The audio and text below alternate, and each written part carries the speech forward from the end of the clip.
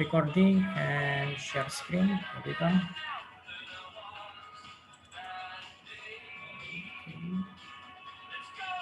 Oke, kita lanjut ya teman-teman ya untuk masih tetap ngebahas mengenai BNC ya dengan topik yang sama BNC. Oke, kalau misalkan kalian itu membayangkan produk kalian ini kira-kira mau dijual ke siapa, target marketnya kemana gitu loh. Jadi seperti itu. Nah ini kan tadi kan bisa udah jelasin ya. Sebentar mana tadi itu? Tadi kita sampai di sini kan. Apa kira-kira kalau produk kalian itu kuliner kalian itu kira-kira bisa memberikan menyelesaikan masalah apa sih yang dihadapi oleh konsumen gitu. Misalnya bagaimana untuk meningkatkan daya tahan tubuh selama pandemi COVID-19 ini ya. Misalnya kan empon-empon kah kalian bikin atau mungkin apa kayak ada jahe merah digabung dengan apa atau mungkin misalkan kayak misalnya roti dengan kandungan jahe merah gitu loh, terus seperti apa gitu loh, roti dengan toppingnya itu topping jahe merah gitu kan. Kalau misalnya roti dengan topping green tea itu kan atau donat dengan topping green tea itu kan udah jamak, udah banyak. Gimana kalau misalkan kalian bikin donat dengan misalnya toppingnya itu menggunakan jahe merah gitu loh. Itu kan sesuatu yang sifatnya unik gitu loh. Kalau misalnya jahe merah itu sebenarnya kalau samanya mungkin ya itu diminum atau mungkin dicampur dengan apa dengan susu, jadi susu jahe merah gitu kan. Sekarang kalian tuh coba misalnya membuat itu diramu dengan misalnya makanan donat dengan susu dengan toppingnya itu jahe merah gitu loh. Ya kita coba aja, pasti kan itu sesuatu yang sifatnya unik gitu loh. Oke, value proposition tadi udah, dan channels-nya itu sudah tadi ya. Oke, customer relationship. Jadi intinya adalah bagaimana kalian bisa memaintain hubungan kalian itu dengan konsumen yang sudah kalian miliki gitu loh. Jadi jangan sampai nanti konsumen ini lari atau kabur ke tempat lain atau ke kompetitor gitu loh. Ya kan kompetitor bisa jadi mungkin kompetitor dengan apa dengan produk yang kurang lebih sejenis atau dengan produk substitusi gitu loh. Misalkan gini, kalau jahe merah kira-kira jahe merah untuk daya tahan tubuh gitu kan. Selain dari jahe merah apalagi gitu kan.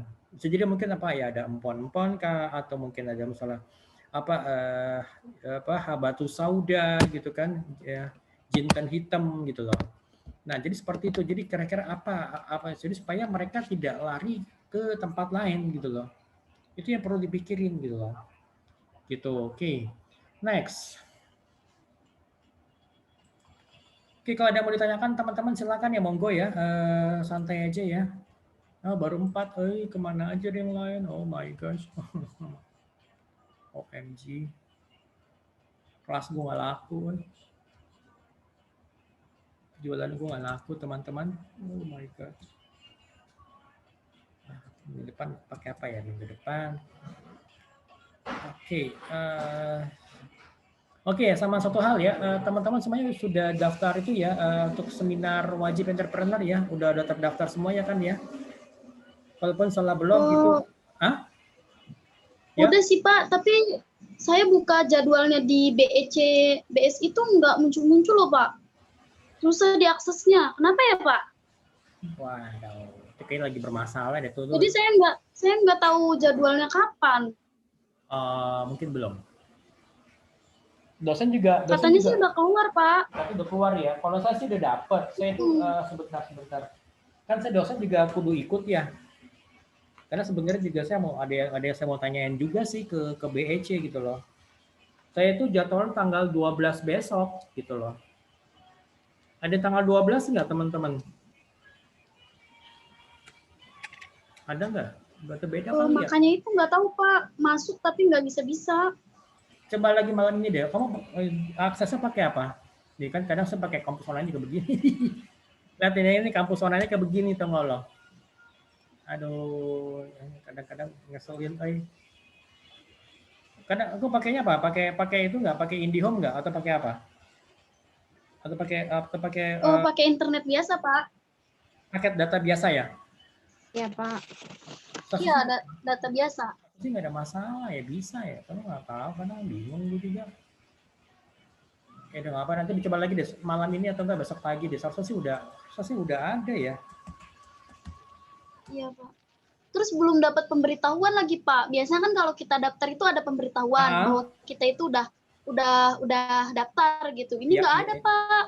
Ya udah. Tapi kamu masih tetap Jadi pegang itunya ya, bukti pembayaran masih ada kan? buktinya, iya masih ada sih, Pak. Saya Pegang udah aja. tanya ke admin, Ah, tanya sama admin katanya udah masuk, ah. tapi belum ada pemberitahuannya.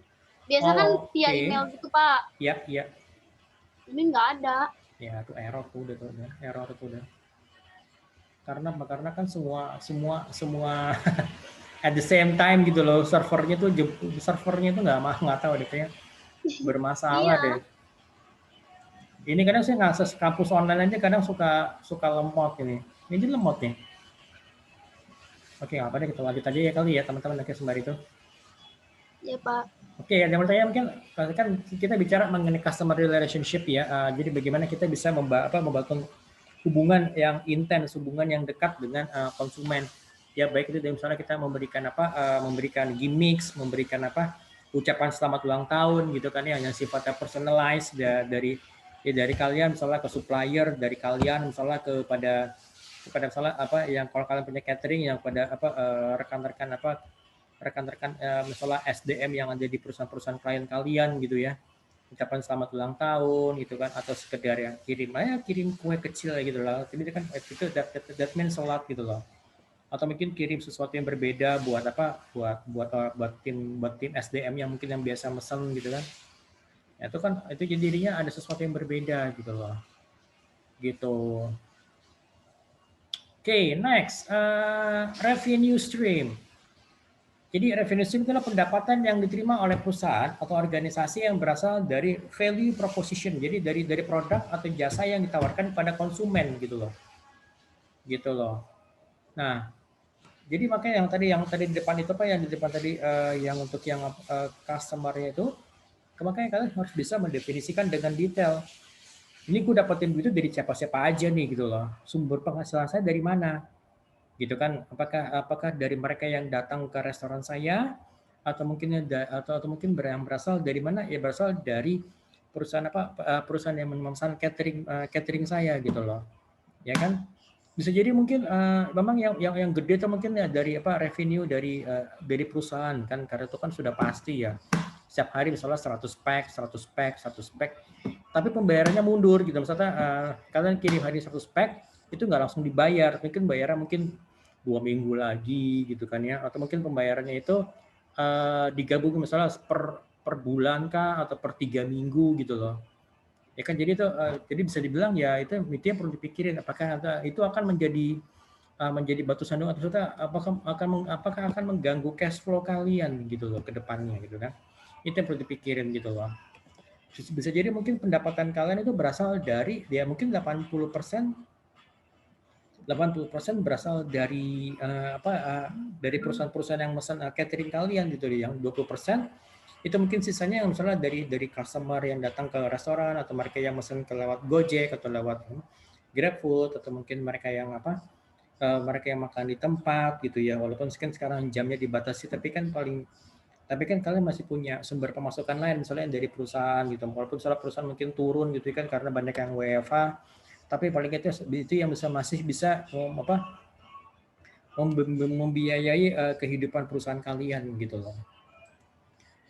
Oke, kemudian juga nah di sini nih kan berarti itu kalian harus bisa menentukan itu loh, seperti sini kan apa saja revenue streamnya, misalnya apakah dari paket dari paket catering yang per hari mungkin 100 packs per company-nya gitu loh. Jadi 100 pack per company per hari gitu. Berarti kalau misalkan katakan mungkin ada dua company mungkin sekitar 200 atau bahkan sampai 300 pack per hari gitu loh. Ya kan, bayangin kalau misalnya per harinya mungkin ada 100 pack, dan per satu pack mungkin itu katakan mungkin kalian kasih harga 20.000, berarti kan lumayan. Penghasilan kalian berapa per harinya, berapa gitu loh, revenue buat perusahaan itu. Kita masih bicara untuk revenue, belum kepada profit ya, karena kita bicara revenue di sini juga ini ada yang namanya cost gitu. Jadi ada biaya yang harus dikeluarkan gitu loh, ya kan. Oke, Oke, sebelum membayar itu kita lihat pada key activities-nya. Jadi apa itu yang maksud dengan key activities? Jadi key activities merupakan jadi apa aktivitas yang harus kita lakukan supaya value proposition ini bisa tercipta gitu loh. Gitu. Misalnya apa yang harus dilakukan? Misalkan kalau tadi perusahaan catering kalian itu ya misalnya mulai dari misalnya pemilihan supplier, belanja barang-barang apa bahan-bahan bakunya, gitu kan, kemudian pengolahan di dapurnya gitu kan, pengolahan dapur yang perlu memperhatikan misalnya faktor apa higienisme, kemudian faktor apa lagi kecepatan, faktor apa lagi ketepatan gitu kan, jadi gitu kan. Karena apa misalkan jangan sampai misalnya satu pack itu misalnya isinya menu hari ini misalnya daging, misalnya nasi, misalnya apa ada telur, terus sama apa lagi misalnya dendeng gitu ya. Jangan sampai nanti ketuker gitu loh, nasinya apa telurnya dua-duanya isinya telur, dendengnya malah nggak dimasukin atau bahkan nasinya ada dua, telurnya nggak ada, cuma dendeng tok gitu loh. Atau itu yang perlu diperhatikan gitu loh. Gitu. Nah kemudian juga yang perlu diperhatikan adalah kalau misalkan aktivitas ini tidak ada, misalnya, maka misalnya, let's say katakan misalnya ada suatu hal sifatnya terjadi gangguan, itu apa yang harus dilakukan gitu. Misalnya apa misalkan gini, waduh ini kok misalnya tiba-tiba misalnya kompornya nggak nyala atau mungkin apa ada sifatnya gangguan atau mungkin gasnya bermasalah, itu kan yang akan mengganggu key activities gitu loh.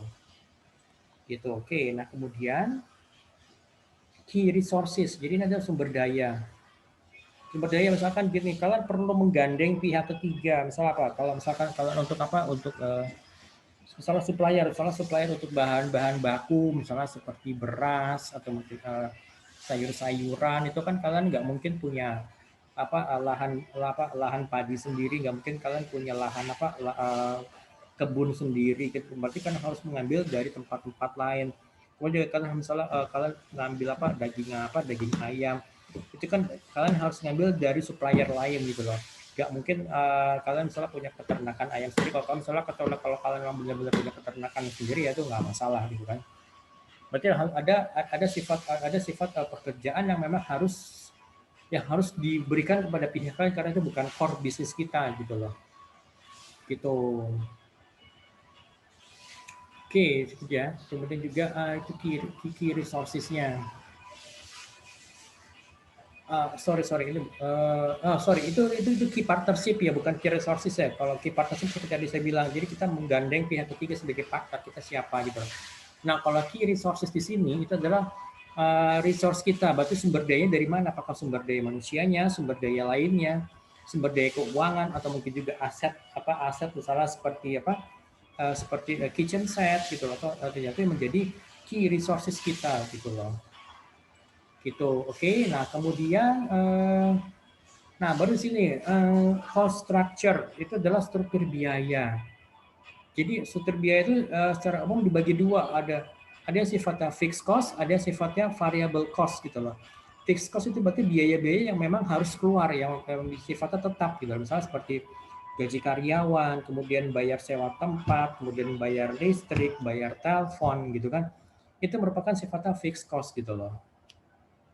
Nah, kemudian juga kalau kemudian ada lagi variable cost. Variable cost itu adalah biaya-biaya yang sifatnya mungkin insidental. Jadi misalnya seperti apa biaya promosi, misalkan kalian ikut misalnya ikut di tempat lain, misalnya ikut pameran di tempat lain, misalnya kalian butuh biaya untuk sewa tempat misalnya 2 juta selama seminggu. Nah, itu kan berarti sifatnya variable cost. Atau mungkin juga kalian bayar misalnya membayar pajak reklame, misalkan kalian pasang spanduk kalian atau mungkin pasang umbul-umbul gitu ya di beberapa tempat selama 2 minggu itu sifatnya juga itu merupakan variable cost gitu loh.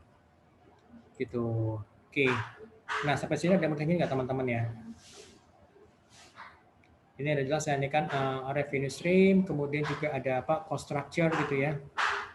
Gitu kan, atau mungkin juga kalian perlu melakukan training untuk si kokinya, training mungkin untuk untuk orang-orang yang mungkin ada sales person, atau mungkin training secara keseluruhan semua karyawan supaya bisa punya motivasi, dia mengundang motivator gitu. Tapi itu kan sifatnya kan tidak setiap saat, tapi kan mungkin sifatnya mungkin dia mungkin setahun sekali atau mungkin 2 tahun sekali gitu loh. Gitu. Oke. Kemudian yang juga perlu diperhatikan adalah bahwa kalian punya bisnis BMC itu, bisnis model canvas itu ya harus sering-sering juga dianalisa, harus sering diupdate. Dalam artian apakah sesuai dengan perkembangan perusahaan dan juga sesuai dengan tuntutan dari konsumen gitu loh. Ya kan setelah berjalan selama berapa lama, selama mungkin 2 tahun, 3 tahun, kalau mendapatkan insight baru, mendapatkan input mungkin dari beberapa customer, mungkin dari customer retail, mungkin juga mereka misalnya inginkan ada tambahan produk-produk baru atau tambahan variasi-variasi baru, atau mungkin mereka inginkan misalnya mereka juga pengen ada yang misalnya makanan sifatnya frozen gitu lah. Jadi misalnya pada saat mau dimasak ya tinggal masukin microwave atau tinggal direbus, tinggal digoreng gitu lah. Misalnya seperti kayak sosis atau mungkin seperti kayak daging misalnya kayak daging ayam gitu loh. Gitu. Nah, ya itu seperti ini yang perlu diperhatikan gitu loh. Oke. Nah, sekarang kita bicara mengenai finance. Finance itu berarti kita bicara mengenai terutama untuk sumber daya keuangannya gitu ya. Sumber daya keuangannya itu yang perlu diperhatikan. Kalau misalkan ini saya mau absenin kalian ini susah, ini nggak bisa absenin loh ini. Dari tadi cuma muter-muter kok.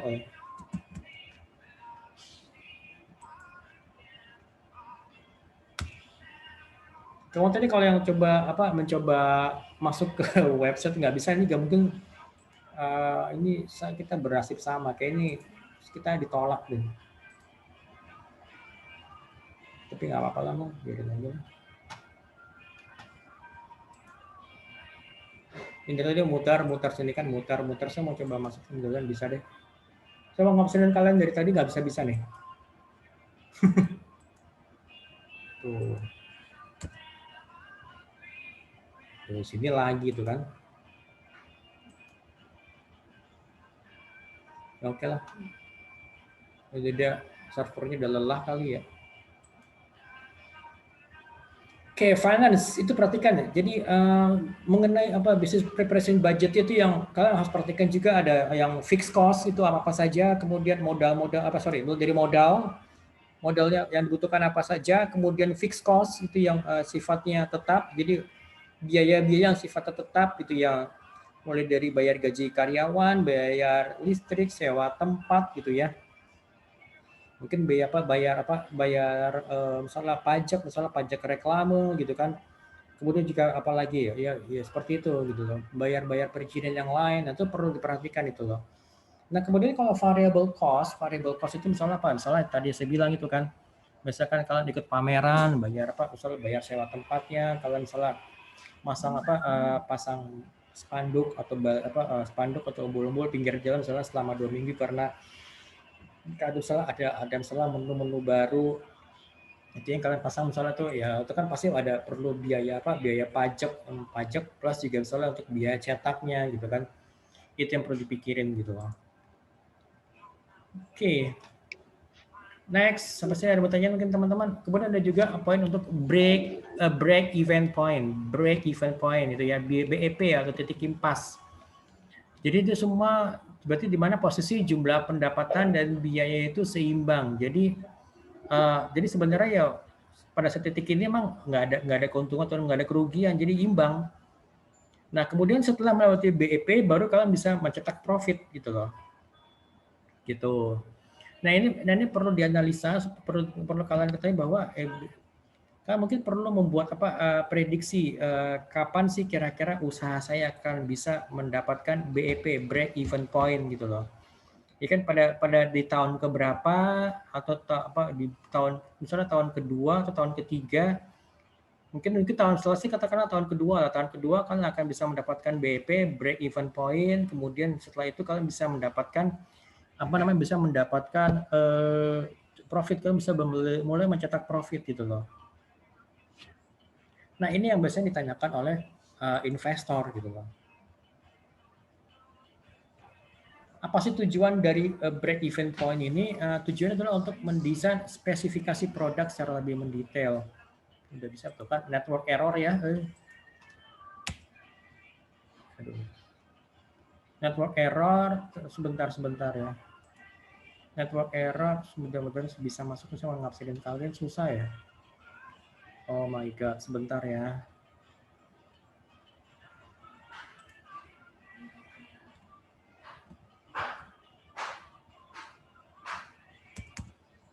Oke, sebentar, mudah-mudahan bisa masuk.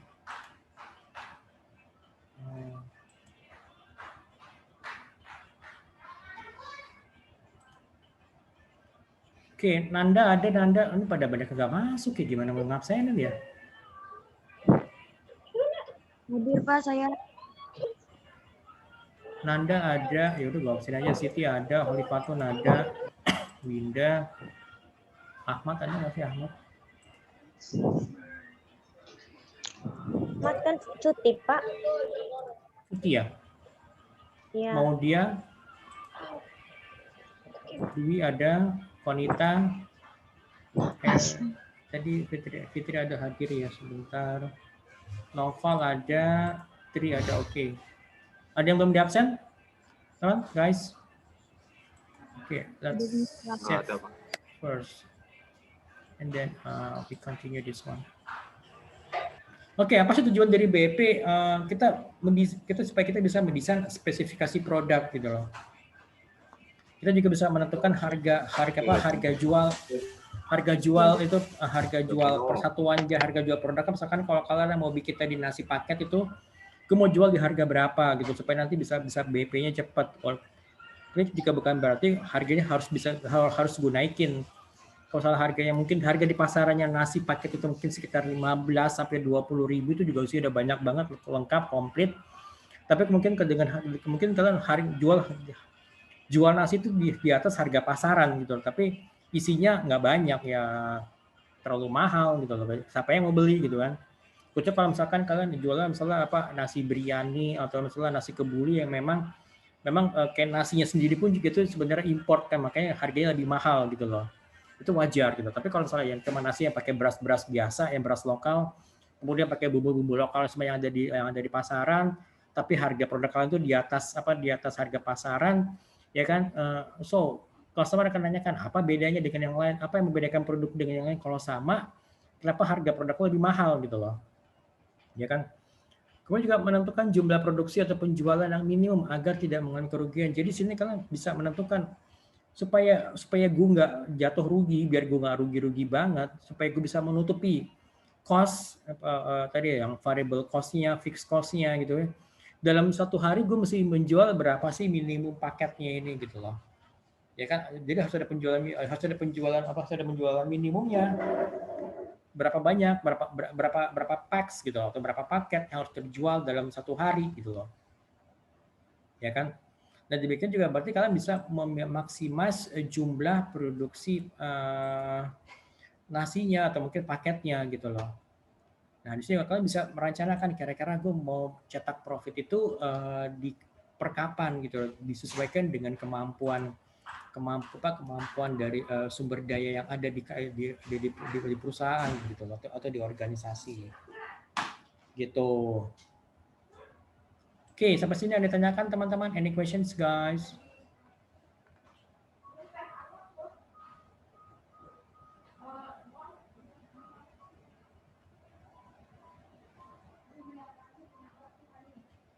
Oke, next.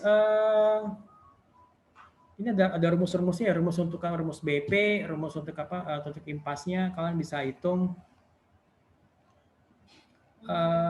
Saya sih lebih prefer kalau mungkin kalian bisa ada misalnya kalau ada tabel misalnya, ya saya coba carikan contoh perhitungan BP di Excel ya, gitu loh. Oke, sampai sini ada yang bertanyakan teman-teman? Any questions? Ada yang bertanyakan? Ada yang bertanyakan mungkin teman-teman yang mengenai dari hasil mengenai usaha yang rencana yang akan kalian presentasikan mungkin? Novel mungkin? Pak, ya. dong Pak. Ya. untuk pembuatan usahanya nggak harus ini kan Pak, nggak harus tentang era sekarang nih kayak tentang copit nih ya. Kita harus buatnya jahe-jahean atau apa gitu, nggak Boleh harus itu aja, kan Pak. nggak apa-apa. Kau Apa aja kan? iya. Apa ya? Rencana Kirain kamu apa? harus Nah, itu kalau sih yang lagi viral-viral aja Pak. apa itu? Apa? Odading mengoleh. Oke, odading. So, apa yang membedakan odading kamu dengan odading yang apa? Odading yang super itu apa? Iron Man ya? Apa yang membedakan itu? Saya akan nanya. So, kalau cuma hanya ngikut apa? Kalau kamu coba ngikutin itu berarti bisnis kamu adalah bisnis me too gitu loh. Hanya sebagai ya sorry itu saya sebagai follower tidak ada yang membedakan antara bisnis kamu dengan bisnis yang lain. Unless kalau kamu mencoba mengikuti. Jadi misalnya nih sana kan odading lagi di puncak-puncaknya. Nah, kamu coba supaya misalkan odading kamu tuh misalnya diisi misalnya apa? Odading isi green tea. Ya, odading di tengahnya dikasih isi green tea. Gitu. Odading dikasih apa? Jadi selain dari wijen, apa nih kira-kira nih odadingnya yang isinya? Odading isi green tea, odading isi coklat, odading isi coklat keju, odading isi nanas, odading isi serikaya gitu loh. Bisa nggak? Bisa Pak. Ya. Yang bedain kan pastinya rasa sama isi kan.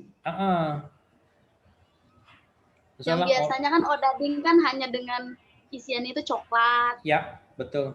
Ya, kita beda dari itu. Misalkan kacang hijau atau kacang kedelai gitu kan. Ya. Atau ya itu tadi ya, odading isi green tea. Iya. Odading isi green tea gitu loh. Mau nggak Put? Ya, itu aku lagi nanya anakku, kamu mau nggak odading isi green tea sini? Malu. Sini anakku lagi milih-milih apa? Nih, kenalnya anakku nih Putri ini. Halo. Udah SMP. Udah SMP, SMP kelas apa? Kelas 1 ya? Lagi ada jerawatnya 1 tuh. Enggak hilang. Katanya udah hilang, nggak tahu bener apa enggak, kayak sebulan sih masih ada itu. Nah, jadi kayak gitu loh. Maksudnya apa sih yang membedakan antara odading kamu dan odading yang lainnya gitu loh. Gitu. Apa misalkan odading isi jahe merah mungkin nggak gitu loh. Isi rendang, Pak. Why not? Nggak apa-apa. Why not? Nggak masalah. Iya. Iya. Bisa itu Pak. Kan dulu kan pernah tahu kan di McD ada yang namanya Mac rendang, tapi itu udah lama banget sih. Tapi memang produknya kurang berhasil. Tapi ya why not gitu loh. Misalnya rendang yang kering gitu, kamu selipkan di dalam odadingnya. Abon gitu Pak. Nggak masalah, nggak apa-apa.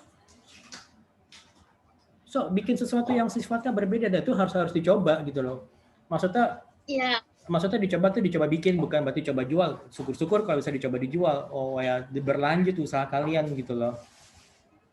Okay. Gitu maksudnya yang sorry to say, misalnya tukang jualan gerobak aja bisa viral sampai disamperin sama gubernur Kang Emil.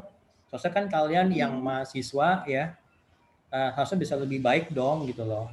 Not just a follower gitu loh. Lo boleh ngikutin. Tapi apa yang membedakan? Sekarang ini kan istilahnya si tukang odading itu kan sudah mendidik masyarakat. Ini loh ada cemilan odading.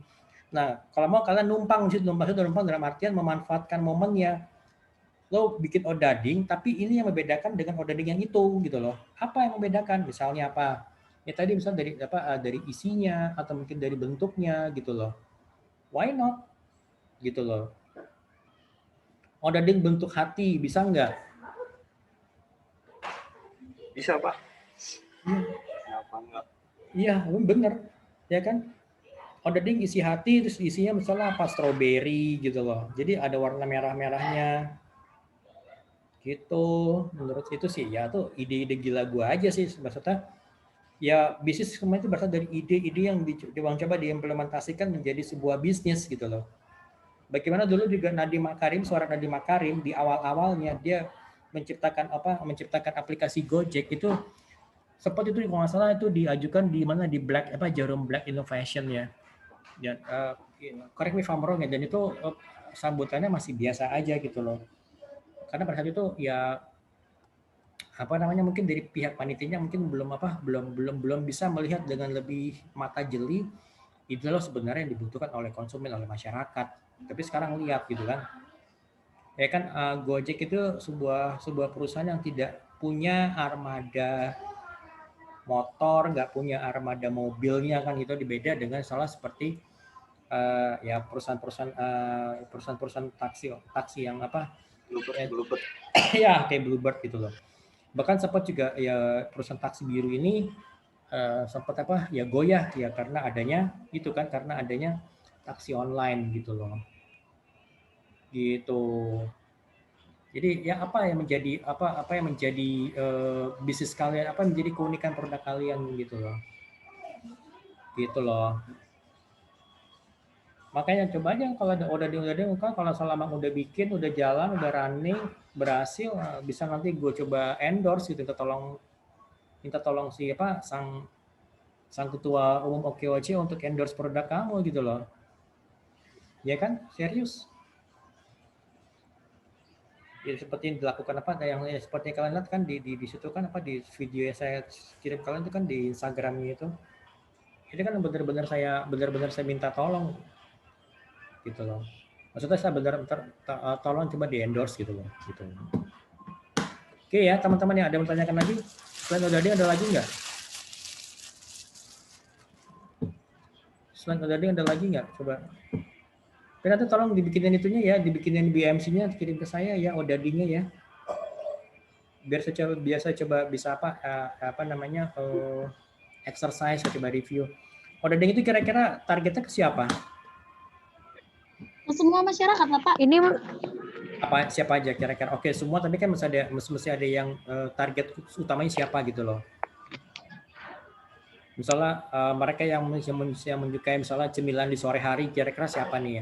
Misalnya ya mungkin karyawan atau mungkin karyawan gitulah, karyawan kantoran atau misalnya siapa misalnya mahasiswa atau pelajar gitu kan ya, atau siapa lagi gitu. Jadi dengan demikian kamu bisa menentukan channel yang tepat. Gue nanti mau jualannya di mana, lewat apa gitu loh. Ya kan? Oh ini ternyata yang ternyata yang banyak ini pakai salah orang-orang kantoran, yang which is sebenarnya mereka kan orang-orang kantoran itu ya pengen semuanya serba praktis gitu kan ya. Nah berarti kita juga bisa jualan Odading ini masalah apa, lewat aplikasi online, misalnya lewat GoFood atau mungkin GrabFood gitu kan ya. Itu juga berarti mungkin kalian nggak perlu bikin tempat atau kedai makan yang gede atau yang, tapi ya cukup lah ya udah di rumah aja bikinnya gitu loh. Ya kan, walaupun nanti usaha kalian berkembang ke depannya, ada Odading, ada tambahan lagi yang lain, ada mungkin dicampur dengan kedai kopi, dicampur juga mungkin dengan ada fasilitas lain, misalnya seperti co-working space gitu loh ya. Itu nanti kan itu seiring dengan pertumbuhan usaha kalian gitu loh. Tapi utamanya itu sekarang coba fokus aja gitu loh, fokus sama Odading, padahal nanti dibikin variasi, misalnya variasi bentuk, variasi rasa, atau mungkin ada level-levelnya gitu loh. Misalnya level cinta, misalnya level kita, misalnya berarti yang manis-manis atau pokoknya apa lah gitu loh, variasi yang unik-unik gitu loh. Itu. Oke, teman-teman. Siap. Ada lagi pertanyaan mungkin teman-teman?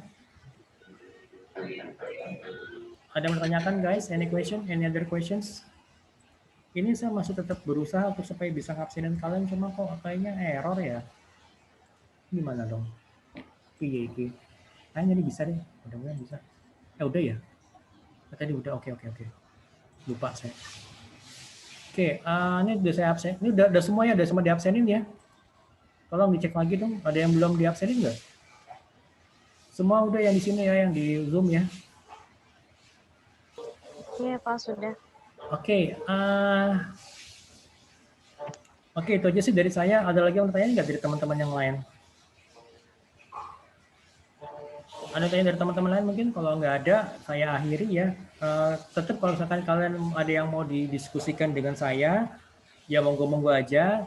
Mau lewat Japri, oke. Mau lewat grup juga monggo, nggak apa-apa. Mungkin kalau kalian lebih prefer dengan lewat Japri, ya silakan aja, nggak masalah gitu loh. Oke ya, pokoknya ya saya pengen nanti tuh ya syukur-syukur kalau ada usaha yang bisa berlanjut gitu loh. Jadi kan sesuai dengan tagline-nya kan jadi pengusaha sebelum lulus itu memang beneran gitu loh. Ya paling enggak ya kalian punya usaha gitu, apalagi dengan kondisi seperti sekarang ini kan ya pengangguran di mana-mana, yang bahkan yang sudah punya kerja yang jadi manajer aja itu di PHK, kayak kasusnya teman saya itu dia jadi manajer di perusahaan asing ya, bahkan jauh sebelum COVID dia sebenarnya udah di cut gitu loh. Nggak tahu kenapa mungkin ada masalah, tapi pada saat dia mau masuk lagi, ya memang usia di atas saya dan posisi udah tinggi, agak susah. Tapi pada saat dia mau masuk lagi untuk melamar lagi ya kena pandemik seperti ini gitu loh. Ya jadinya kan susah, apalagi tambah dengan adanya omnibus law gitu loh. Gitu. Kita nggak tahu, semuanya serba tidak pasti. Palingnya kalian punya pegangan lah gitu pada saat setelah lulus. Ya, gue masih ada usaha nih, usaha gue ya. Apalagi kalau usaha makanan. Karena apa makanan? Karena itu usaha yang sebenarnya usaha yang sebenarnya itu tetap berprospek. Karena apa ya? Karena ya orang butuh makan. Ya lo pengangguran, ya lo kena PHK, ya lo bahkan pas lagi kena COVID, ya itu tuh butuh makan gitu kan. Gitu loh, itu sih dari saya gitu. Oke ya teman-teman ya, itu aja dari saya. Sampai ketemu lagi minggu depan. Tetap jaga kesehatan ya, tetap semangat, tetap stay positif ya, supaya imun kita tetap terjaga. Itu ya. Oke, terima kasih banyak ya semuanya ya. Assalamualaikum warahmatullahi wabarakatuh. Sama Pak.